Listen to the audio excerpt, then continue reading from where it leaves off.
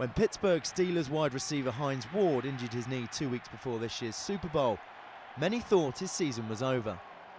Check out his right leg. Planted here and now gets twisted around right on that right knee. But 14 days later, he returned to help the Steelers win a record 6th championship. He looks like he's running fine to me. Ward puts his speedy recovery down to a revolutionary technique known as blood spinning. You can actually inject. Its proper name is Platelet Rich Plasma Therapy, or PRPT. Pioneering surgeon Professor Lennard Funk, an expert on PRPT, he regularly uses it on professional athletes. The process is very straightforward. Blood is taken from the patient's arm. That blood will then go into the centrifuge, be spun out so that the platelets are separated from the plasma and from the red blood cells. We know that the platelets have a very high concentration of growth factors, and growth factors are a very important part of the healing process. The platelet-rich blood is then injected into the affected area, where scientists believe the growth factors help the tissue repair itself. But the problem facing professional sportsmen and women in the UK is that PRPT is banned by the World Anti-Doping Agency. And while the NFL hasn't accepted the WADA code, UK sport has. Any manipulation of the blood once you've taken it out of the body is prohibited under the WADA list. That said, athletes do have the ability to apply to use it if they can demonstrate that there are therapeutic reasons to use that method. What's the key difference between this and blood doping? Well, blood doping is where you're actually increasing your red blood cell count, increasing your endurance. With this, what you're doing is actually preventing or treating injury in specific areas of the body.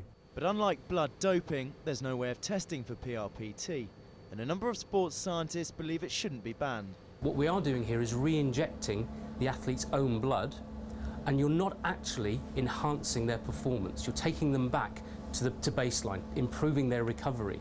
So there are many medics and some scientists who would suggest it is certainly a technique that WADA should be open to considering. WADA says it's studying PRPT and will discuss the issue at its annual Executive Committee meeting in September. James Cole, Sky Sports. I think it is natural. Essentially what the technique is doing is it's enhancing the normal biological process of healing anyway. All it's doing is providing more of the growth factor to make that healing occur rapidly. It's the normal bodily process of healing, and we're just enhancing it. We're not adding anything new to the equation.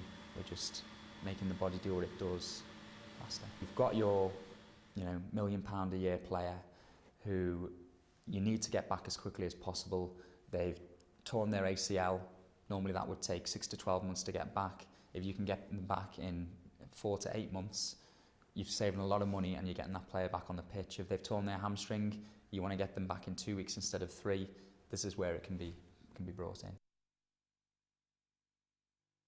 There's nothing to stop athletes from using it, and certainly they could also argue that they need it for a bona fide medical condition. So really, this goes to the heart of the problem of drawing up rules when you don't really have a way of enforcing those rules. And it is available here in this country. In fact, the English Institute of Sport offer what they call autologous blood injections to soft tissue complaints, which seems to amount to the very same thing. So certainly some clarity needs to be had for everybody's sake. We need clarity from WADA so that UK sport could actually either adopt this technique as a recognised system for athletes, or we are clear that athletes should stay away from it.